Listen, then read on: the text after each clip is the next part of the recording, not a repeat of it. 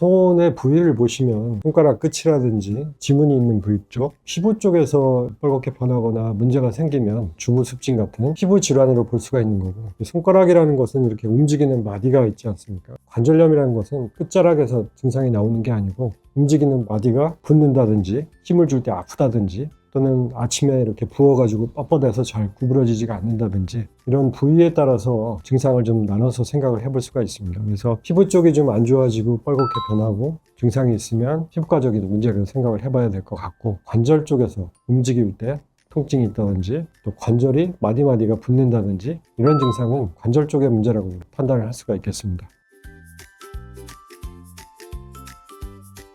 주부습진과 손가락 관절염은 전혀 성격이 다른 증상이기 때문에 같이 병발할 수는 있겠지만 서로 상호작용을 일으킨다고 보기는 어렵습니다. 그래서 손가락 관절염 같은 경우는 관절염의 원인을 따져보면 크게 두 가지로 볼 수가 있는데요. 하나는 관절에 있는 연골, 또 인대나 이런 조직들이 나이가 먹어가면서 관절이 마모가 되니까 관절이 붓고 아프고 변형되는 그런 퇴행성 관절염이라는 것이 있고요. 또 염증성 관절염이라고 있습니다.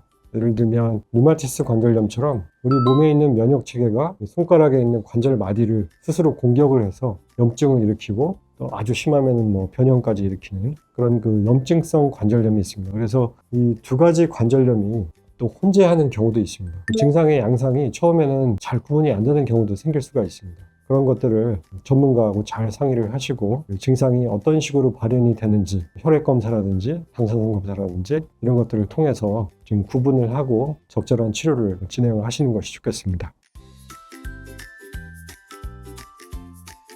우선 손가락이라는 조직 자체가 우리 몸에서 일상생활에서는 뗄래야 뗄 수 없는 아주 중요한 관절이기 때문에 환자분들이 일찍 인지를 하시게 됩니다. 그래서 평소에 쓰던 손가락이 좀 더 아프다든지 어떤 특정 마디가 좀 붓고 움직이기가 불편해지신다든지, 그리고 특징적으로 조조강직이라고 해서 염증성 관절염이 있는 경우에는 밤사이에 이 손가락 마디 관절이 부어가지고 아침에는 좀 뻣뻣해서 잘 구부리거나 펴기가 힘드신 분들, 시간이 좀 지나면은 붓기가 좀 빠지면서 풀리는 그런 경우가 생길 수가 있고요. 그래서 그런 증상들을 가지고 평가를 하게 되고 또 그 진단을 내리는데 도움이 되는 몇 가지 진단 기준들이 있습니다. 그런 걸 토대로 해서 정확하게 이제 진단을 내리는 것이 중요하다고 생각이 됩니다.